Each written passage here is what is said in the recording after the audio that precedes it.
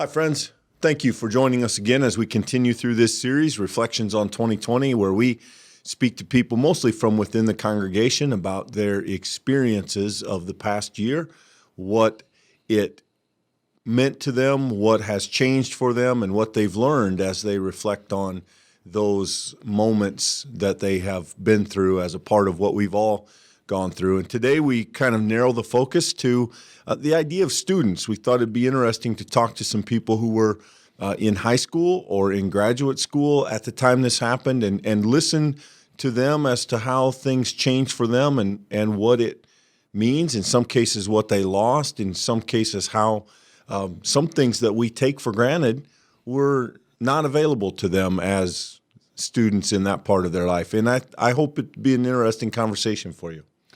For most of these conversations, we will focus on one individual, but what is different about today's conversation is that it will actually highlight two people. We have with us Emma Loveall, who, of course, many here in the congregation know, everyone at First Pres, and then we also have Daniel Stover, and they really represent two very different kind of experiences of this season. Emma, of course, was a high school senior when the pandemic hit, and so she dealt with all of those things that happened as she closed out one season and then began a new one.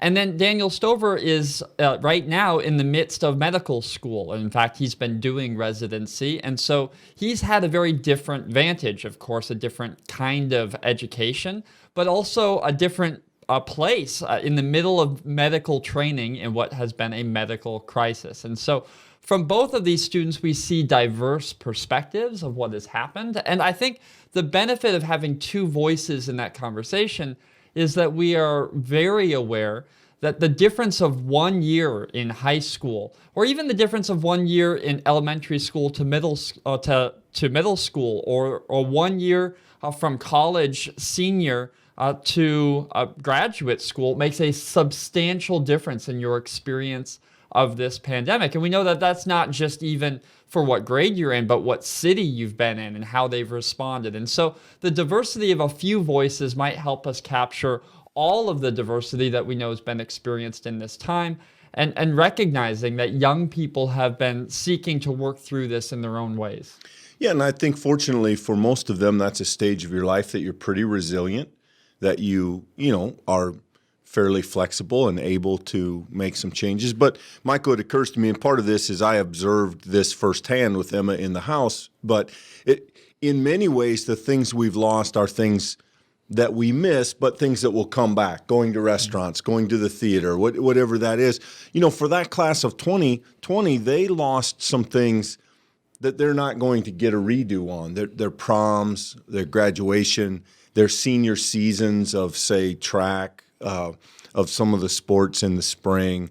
And those were, unavailable to them or taken from them. And in the midst of that disappointment, then also, I think Emma makes the comment, and she said this to us at home too, that sense of, I had no idea when I left school that it'd be the last time that I was there. And I think that's an interesting perspective. And then from Daniel's perspective, what's it like to be at the center of this in the medical community, trying to learn medicine while all of the world turns its eye to medicine and viruses and vaccines? And how do you do patient care in the midst of this? How does it affect this incredibly important learning that you're trying to do now, doing it from a little bit more distance? So I think these are interesting conversations. We understand they represent a pretty narrow perspective. Most of us are long done with our education, and most of us didn't go to medical school. But I think as we look through their experiences, we do get a chance to see another vantage point from which to evaluate the year behind us. So as we turn our attention to these conversations, I do want to invite you to listen, to engage with these two people and their story, what they've learned and what's challenged them. But also I would invite you to consider what we might learn from their vantage. I was struck after we concluded these conversations about how much hope and determination both of these individuals have, even though they did see their lives substantially changed in a moment. They continue to look forward to what they can do today to continue to grow as people. And though that's a challenge for every one of us, I think there's also inspiration in it, that we might continue to be hopeful people, driven and engaged and fed by our faith, so that we might continue to grow in Christ's likeness and in service in the world. I think in both of these, we see an aspect in which faith is a force that continues to compel us forward. You know, that we recognize the difficulties in our midst, but we don't stop there. We don't dwell on them. We continue to look for ways to improve ourselves and our journeys and others. And I think some of that will come through in both of these conversations. So friends, we begin with Emma Loveall.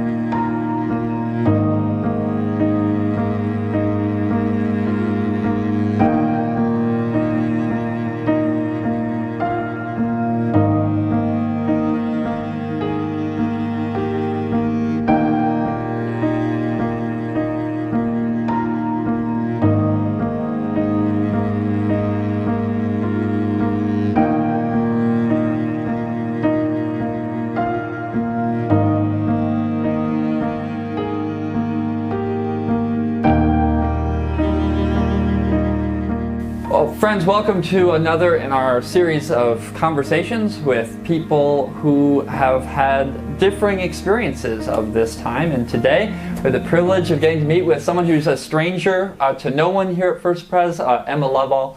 It's a pleasure to catch up with Emma after some time transitioning into college life, if we could call it that. We'll talk more about what that's looked like. But Emma, thanks for being here. It's awesome to have you. Yeah, thanks for having me. So I wanted to start, Emma, with this question of, maybe filling in some of the story. So tell me a little bit about the spring of last year, I guess winter of last year, as we started to learn about this virus and some of those things trickling down through the conversations at school. Just sort of maybe paint a picture for us of what it was like in the early days of the virus and school, and when it really began to impact your life. Yeah, so we talked a lot about it in government class during like current events stuff, and we were aware of it, but then I remember we were in Florida. My mom and I and a couple of friends were down just doing like a senior trip, and we were sitting at dinner when we got the text that school was going to be like canceled for 2 weeks. And I remember at first I was super excited because we had a big anatomy test on Monday that none of us wanted to study for. So at first it was kind of like, okay, yeah, like a nice 2-week break. And then little did we know what really was going to happen with all that.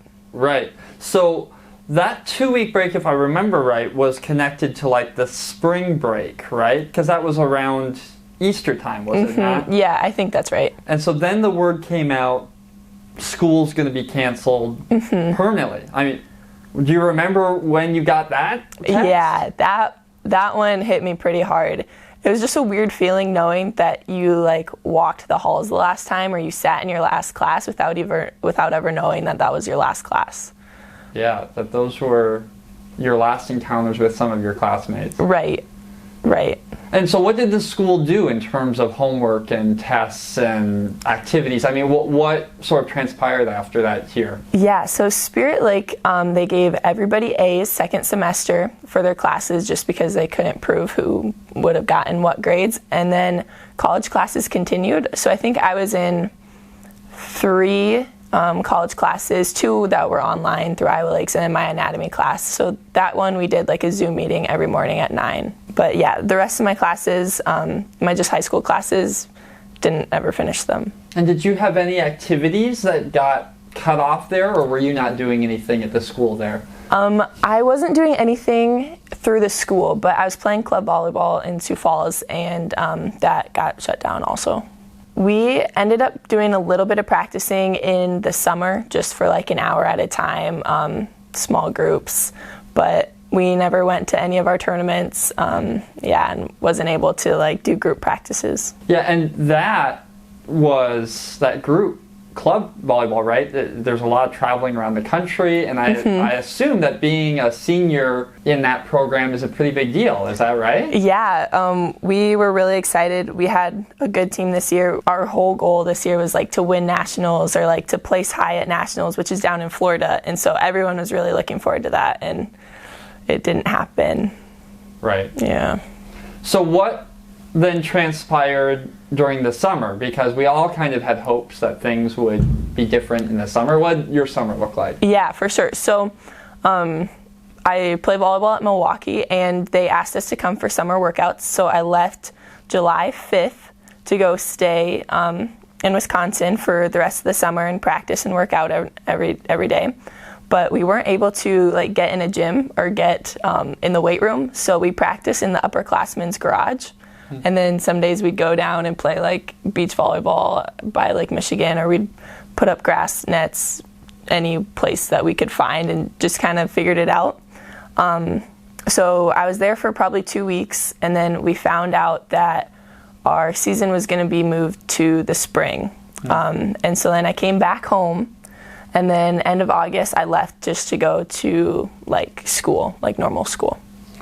Okay, so paint us the picture for that, because that sort of move-in thing is, you know, immortalized in movies and pictures, and so I'd be interested in like what your experience of moving in during COVID times was. Yeah, so I mean, moving anywhere I feel like is a big change, but then trying to like navigate like a pandemic through it was kind of crazy, where like you had to have masks on, like signing up for certain move-in times, like only so many people could be in the building and that kind of thing. Yeah, I think at that point, like I had been in Milwaukee for a little bit, so it wasn't as, I think some of the nerves and stuff were gone, but yeah, it was definitely sad saying bye to mom and dad and moving to school. So I know you've got lots of friends that went lots of different places. What's sort of your sense of how Milwaukee is similar and different to other people's college experience? From talking with friends, it sounds like Milwaukee is pretty strict, especially just like city mandates. You can't go outside without wearing a mask. So like walking to your car, walking your dog, whatever it may be, like if you're outside, you need to have one, or in all public places. I have a few friends that are athletes too. But like we have to practice in masks. I get COVID tested 3 times a week. And then just team rules and stuff too, where like they ask us not to go to gatherings or see a bunch of people we don't know outside the team. And so that's made it a little difficult to like make friends and go to like different events, just because we're asked not to limit our exposure. Right. So we know that you're coming up on the cusp of what is supposed to be your season, right? Late in the winter, spring here. So what does it look like right now that's going to look like? Yeah, I'm really excited. So we're going to play Mondays and Tuesdays for 8 weeks. And then after those 8 weeks, the top 4 teams will go to the conference tournament. And then the winner of those 4 teams will get the bid to the NCAA tournament. So usually our season is like 3 months, and they play like over 30 games. I think this year we'll have 16 games if we can not be quarantined over any of those. What happens to the team if you are quarantined? Is that a loss or a draw, or what does that look like? That's a good question. I don't know what that looks like. Yeah. But as of right now, we have 7 girls on our team who have already had it at some point and who are now like cleared again to play. So if we get shut down at any time, those girls can still play because of NCAA rules or however that works. And so we should be able to put a team together. It might be kind of goofy, but we should be able to play even if we are shut down. Right. So, okay. So this is a lot of things, right? Right. And, it's interesting that not only are you navigating this big transition, like you said, but you're doing it in these really sort of remarkable times. And I'm curious, Emma, as you sort of reflect back on what's happened, do you have a sense of a summary yet? Have you begun to think about what maybe some of your takeaways from this whole experience might be? Yeah, I think one of my biggest things that I've learned is how important like reaching out to people and like even just like social events are. I feel like I'm definitely somebody who needs to be talking with somebody or like doing something. I'm not great at being alone, and I think there's been a lot of times, whether it's being quarantined or just not able to go to class, or like not doing anything at night just because we're asked not to, where it's been really tough to just like be in my room, feeling like really isolated. Yeah. What have you tried to do? Have you tried to do some things to work on that, or has that felt overwhelming? What's that look like? Yeah, the volleyball team, there's a few girls that I'm really close with, so we hang out, which has been really nice, and I'll FaceTime friends or talk to mom and dad, and so yeah, I think just trying to stay connected with other people has really helped. Has there been anything that you've experienced in this time that you think has been good or generative or helpful that you kind of hope to carry with you moving forward? Yeah, it's been really neat to see just how, especially like our team or just the way things are, like how able to change we are, like how able to like adapt and meet the new circumstances, whatever it is, and just like be like, this is what it is, like we have to deal with it, and you can't really dwell on it because it's not going to help. And so I think that's been something that's come out of it, is just like just understanding that you can control what you can and you can't what you can't, and being okay with that. As you've watched the things unfold around us in our country and in the world, I'm curious, have you had any things that maybe you've been processing about what it means to be an American, what it means to be a Midwesterner, going to college, playing volleyball? I mean, what has this year done? Has it changed some of your thoughts about those things? Has it not? Yeah, for sure. So I love Spirit Lake, but there's no doubt about it that it's a lot different than Milwaukee. Right. Going to school was a little bit of a culture shock. I mean, I saw it coming, but it is very different, and I think being around different people and hearing their stories and talking with them, and then just everything that's happened, it's been very eye-opening and kind of changed my views in a way. Yeah. What has been maybe the most personally challenging part of that experience? I mean, has it been just a feeling of the newness of it, or has it been maybe some of the race conversations? Has it been some of the medical what would you say for you has been the most generative?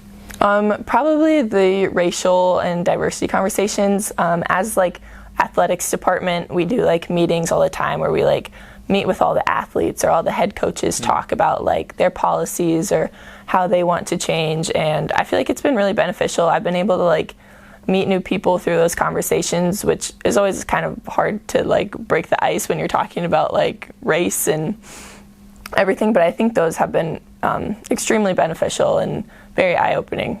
How has faith been helpful for you in this season, Emma? Right. It's been a lot. It's been what I've needed to go to when I'm feeling like lonely or isolated. I was really lucky. I found a church up there in Milwaukee that I really liked, and then being able to watch online here too. I was able to stay connected and really lean on that when I was feeling low.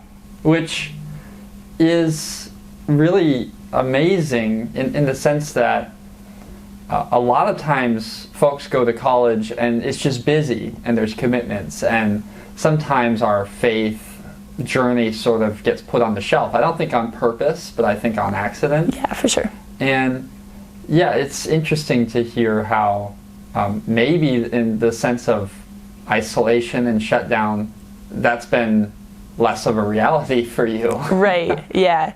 I've had a lot of free time.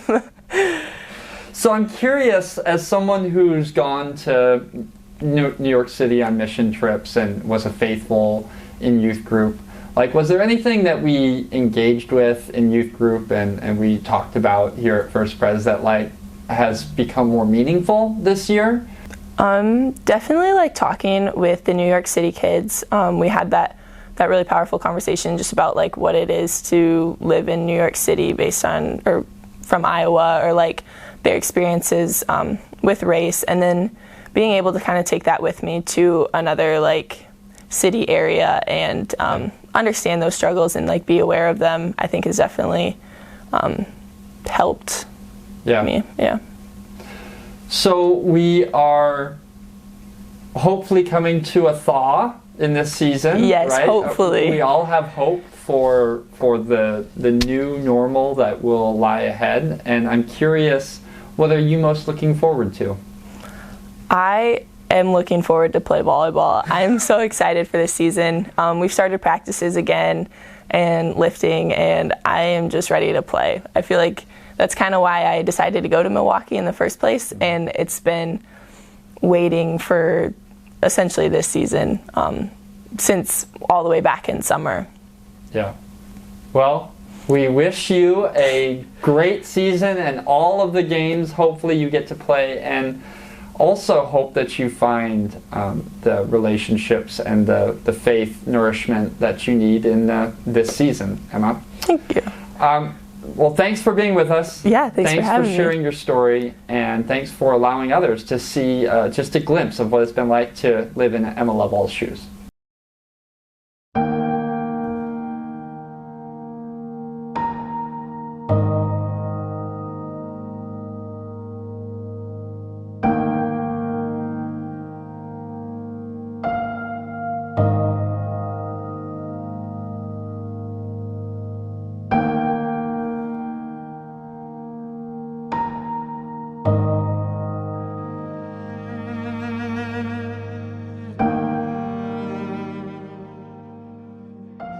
Hey, today we are grateful for Daniel Stover joining us. Daniel grew up in this congregation, has been in medical school and working through some residency, a very strange time to do some of that, and we very much appreciate Daniel's time today with us as he reflects on some of his personal experience and some of how this past year has affected him. Daniel, welcome and thanks. Yeah, thanks for having me, guys. Yeah, glad to sit down and talk with you guys.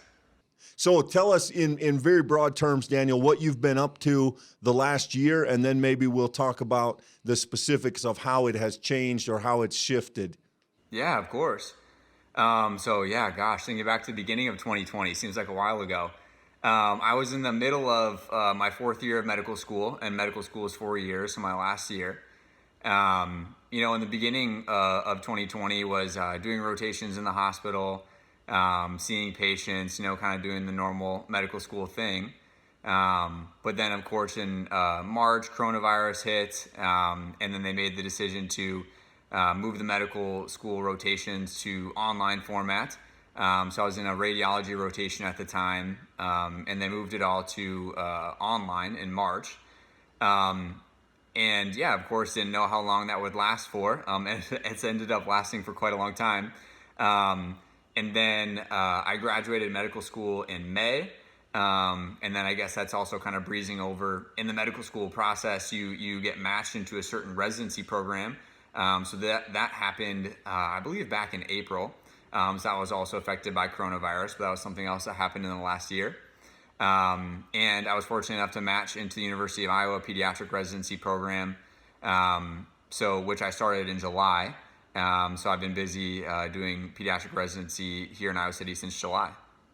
So Daniel, talk to us, if you would, a little bit about that shift. I mean, you do this thing for multiple years. You kind of have an eye toward being in people's rooms, hanging out with doctors, watching them do their thing, learning, and doing that sort of hands-on. And then you make this move toward kind of the online, a little more distance. What was that like? What was maybe helpful in it, and what was challenging in it? Yeah, for sure. No, it was definitely a different experience for me. And I mean, I think it varied by rotation. Obviously for radiology, most of it is imaging. So you can kind of learn from a distance. I feel like that one was pretty, available to learn from a distance. There's lots of case studies you can read online and things of different radiology images. And I actually was taking a financial class geared towards medical students for as far as like advice for repaying loans and things like that, which actually that one was fairly amenable to online. And then my last rotation was sports medicine rotation, which was certainly more challenging online. Obviously, as far as physical exam things, it was more, watching YouTube videos on how to do it, reading more textbook learning.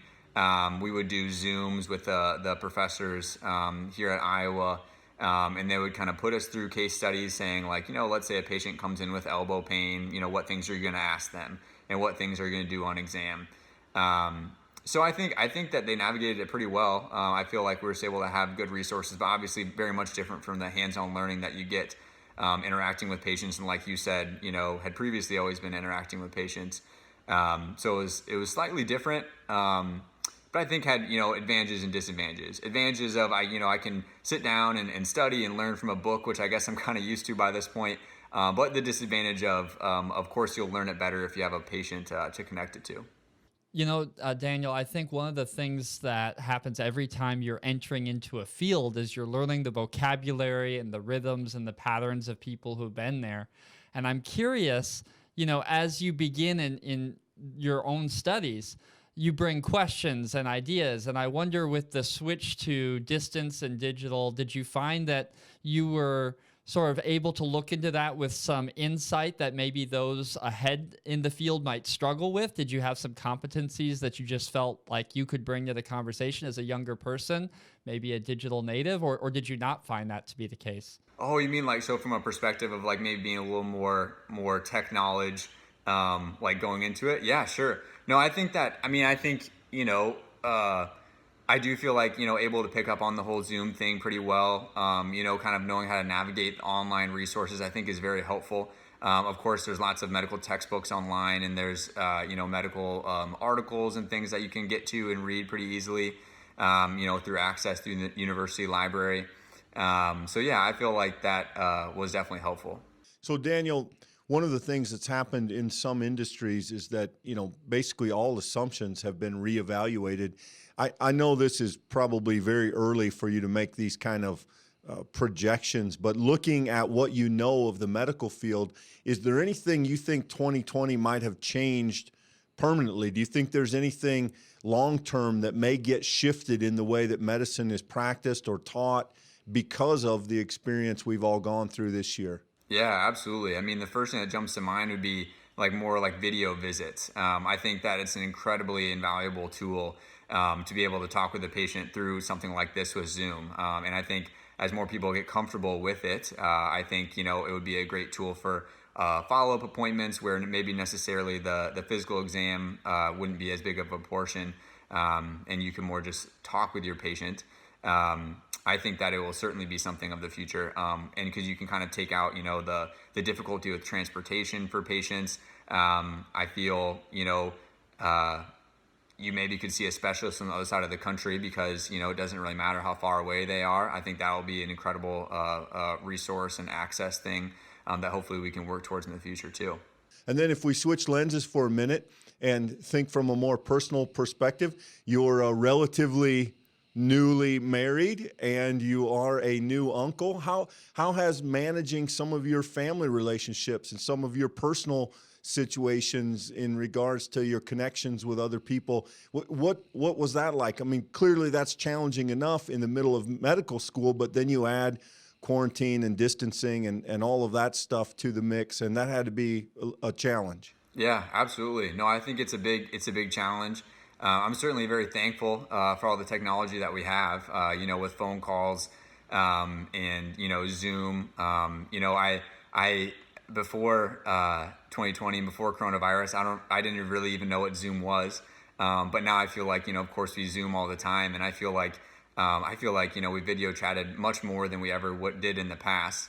And I felt like, I guess, sorry for this sounds like a lame pun, but I guess I feel like you don't have to be close to stay close, I guess, if that makes sense, especially with technology now, that you can kind of really stay in contact pretty well, without literally being in the same room. Of course, that's always better. Of course, we always prefer to be in the same room and be, physically close to each other as well. So yeah, like you said, I think all those things are really tough to navigate, tough to know, as far as seeing people with masks and distanced, and like you said, of thinking, well, is it worth the risk in this situation? Or is it, more that we can wait on it until later? So no, I think that is certainly a big challenge. And then just one other question, sort of along general terms, then we'll get into maybe some more specifics of your experience. But what has it been like being, near the pinnacle of your formal education? Not, of course, there's a lot more to learn and there's experience in residency, but as you have been immersed in medicine for the past several years, and we now find ourselves at this cultural moment where everybody has taken some interest in things like vaccines and viruses, and everyone has some, at least, general access to information. Maybe it's good information, maybe it's not good information. What has it been like for suddenly everyone to be, at least at some level, interested and maybe even confident in what they have found out there amidst all of the stuff? I'm kind of curious how a doctor looks at all the rest of us who have been trying to figure things out on our own. Hey, I mean, I think overall, more information is good. But yeah, I feel like I certainly tell patients that often, as you know, on the internet, you can kind of find what you're looking for, whether that be good or bad information. I think there is obviously very good information on online, and you can find some false information. So I always try to point, people to like what I consider to be high quality and reliable information. And as far as the interest in health literacy, I guess I like to use the analogy of, when I go to the car mechanic, and they explain to me what they did to my car, I have no idea what they're talking about because, I'm not a car mechanic. I kind of just need my car to work. But I think healthcare is different, I mean, I think that if people are coming, to the doctor and tell, for their kids, I want them to be kind of take control of their health and have an idea of what's going on. So I always try to take a lot of time to really, explain to them in terms, that we all can understand as far as what's going on if we're talking about a virus, let's say, per se. Because I think it's, everyone's an expert on something different. And I think it's important for everyone to, at least in basic terms, understand their health. Okay, then let's maybe, if we could, ask you to be a little more personally reflective. What for you has been one of the struggles in this? I feel like for each of us, there's been a thing that we've had to give up or that we've done differently, a thing that many people have lost, whether it was, a trip or in your case, maybe graduation. But is there something that stands out as a particular disappointment in this last season that you still kind of have to come to terms with? Yeah, I mean, I think I definitely consider myself very fortunate in the last year, because anything that I've had, I would consider, a minor inconvenience. But I would say, I guess, looking back as something a disappointment, I mean, like you brought up, I guess I would think about, graduation and match day. Of course, I had always thought of, big celebration and have family and friends around and things.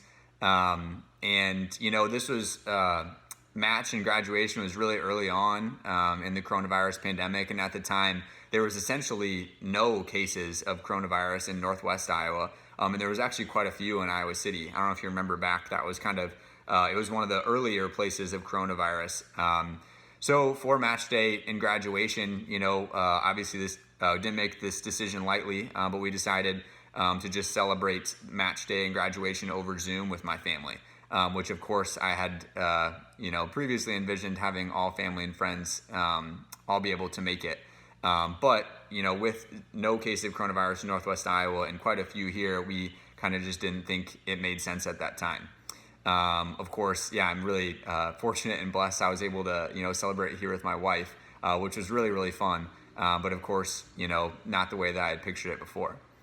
And I mean, as far as, I guess stuff I'd like take away from that though, like, I definitely am a planner, as I imagine a lot of people can relate to. I like to plan, and kind of, write plans in pen and kind of knowing that they're going to happen. But obviously 2020 kind of changed that, knowing that, plans are going to change.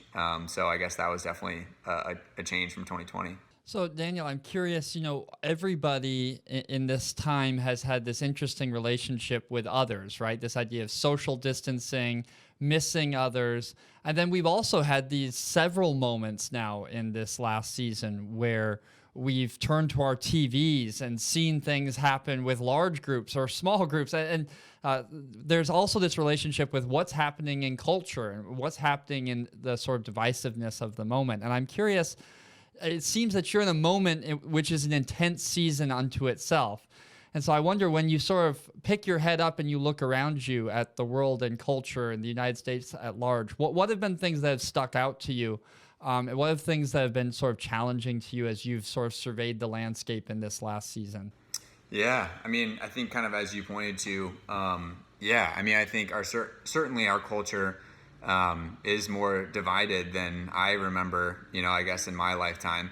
But kind of like you said, I'll definitely go periods if I'm working a lot of hours. I don't watch, a whole lot of news. But obviously I'm aware of, the division.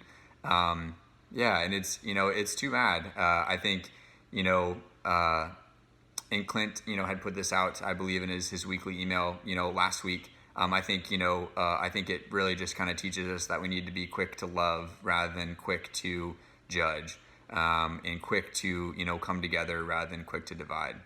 Daniel, is there something that again, personally speaking, you feel like you've taken from this? Is there a lesson that you feel like you are learning or have learned? I know as a lifelong person of faith, the idea of growth is something that you resonate with. Is there something you feel has been planted in this time that you think is growing or is beginning to grow?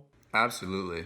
And I think, God can turn something out of anything. And I think, I certainly hope that from 2020 that things do change. We keep talking about going back or like, a new normal, when things going to go back to normal. I hope that we, move forward and it's better than it used to be. I agree that I hope there's always growth. And for me, like, I feel like my biggest takeaway is, I feel like this, I guess if you could use a word to describe 2020, I feel like it was uncertainty. I mean, we didn't know coronavirus was coming. We didn't know how long it was going to be here. From a medical perspective, of course, there's so many things of coronavirus that we don't know. We don't know what the effects of this virus are 1 year from now, 5 years from now, 10 years from now. We don't know, any long-term data on anything like that. So I feel like, from a faith perspective, I definitely learned that, I definitely need to focus on the things that I do know for certain, and that God is always for certain, and that if you put all of your stock, all of your, reliance on earthly things, you're going to be disappointed, because earthly things, are made by humans, and humans certainly aren't perfect. So I think, we always need to focus on above and focus on things of God. And I feel like this analogy really hit me last year. And I'm sorry, I think this might have been your analogy, Clint. I've listened to a lot of your sermons growing up, so sorry if I'm stealing this from you. But I feel like it's a common phrase for people to say, well, all we have left to do is pray. And I certainly have said that myself. But it is, it's too bad that we think that of that as our last resort to turn to God, the God who created heaven and earth, created me, created you. And we think of ourselves as, we've tried everything else, so now all we have left to do is pray. And I felt I was able to kind of shift that in my head to we should start there. And I feel like, through 2020, we had things taken away from us, and, we learned that we would try to make plans and it would change, or, we wouldn't be able to predict a certain thing. And eventually we would turn to something that we know of certain, like God. And I think that, really important to kind of try to start there first. So I feel like that was something I kind of took away, to just, things are going to change, and things are going to be uncertain. So I think you can have that peace if you focus on the thing that is certain. Very good. Yeah, thank you. That's well spoken, Daniel. In terms of where we go from here, what, as a person who has at some level the quote unquote end in sight, which is really a beginning for you, but you're at a point where you can begin to imagine practicing your craft with some freedom, some autonomy, and you have this situation, where you walk into a room and you kind of get whatever's there. You don't necessarily get to draw your circles; they get drawn for you. And as a professional, as a medical professional, you just take whatever that is and try to do your best. What is your hope for the coming year? What do you see coming out of this? What are you looking forward to when this quote unquote begins to go away? And I don't know when that is or what it looks like, but what's the thing that Daniel Stover or Daniel and Christy, what are you guys doing? How are you celebrating? Oh, that's a good question. I feel like for us, we'd love to take a trip. I feel like vacation would be our thing we'd like to do. We had planned to go on a trip, like around match day and graduation. I was going to have like a week or so off before residency started, and we had hoped to go on a trip. So hopefully once everything kind of clears out. Whenever we see that is. Daniel, I'm curious, of all of the things, we were all reflective of the things that we've lost this year, things that we might wish to have back. Is there anything that you feel like you lost this year that you're glad is gone and that you hope doesn't come back?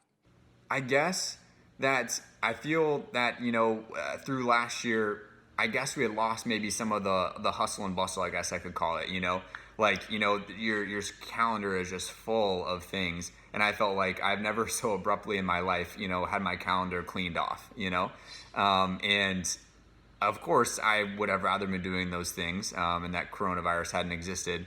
But it was nice I feel like I had time.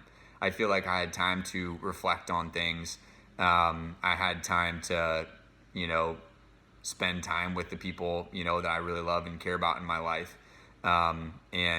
That's a really good point of a reflection of, and I was kind of okay with that. And I think, maybe another takeaway you don't have to have your entire calendar full, all the time. It's okay to kind of have some free time as well. Yeah, I guess, Daniel, as you look back at 2020, are there any sort of big ideas that we haven't hit on? Any sort of themes that stick in your mind that you feel like maybe you're going to wrestle with or be discerning about or seeking to find meaning in as time goes on here? I don't know. I think the biggest one for me was kind of I feel like we've been hit with a lot of the uncertainty in that last year. But I feel like also, the fact that I had a lot of joy and a lot of happiness in 2020, and I hope you guys did too. I think reflecting on the fact that things can be taken away from us, but joy isn't. I think joy comes from God, comes from the Lord, so it's here to stay. Of course, happiness can be more, fleeting, and of course you're bummed when stuff got canceled last year and things postponed. But I feel that, the joy in itself, the joy in life never went away. There's always more fun things to do, even if it was maybe a little more confined. But like we had just said, in that there was also almost more agency and more freedom to kind of do things on your own time too. Very good. Well, Daniel, we certainly know, and you've mentioned it, that time is precious, and we know that your time is often spoken for, and so we just want you to know how grateful we are that you would share some of it with us, that you'd let us kind of see a different experience through your eyes, that you'd reflect on that with us. We know that in one hand, everybody's kind of in the same boat dealing with a lot of the same things, but it hits each of us differently where we live and how we live. And so looking at this through the lens of other people's experience, I think is a helpful way for us to learn, and we certainly appreciate your thoughtfulness, your reflectiveness, and as always, we wish you well, and we are grateful to be connected, and it's good to know that you're out there doing what you do. The families that you serve and minister to through medicine are going to be blessed because of you, and we're grateful for that. Thank you. I appreciate that, guys. And yeah, I appreciate what you guys are doing with this show and kind of wrestling with the things that people are wrestling about. I think it's really helpful stuff. So thank you to you guys as well. Yeah, great, man. We're proud of you, and it's good to talk to you. Good to talk to you guys too.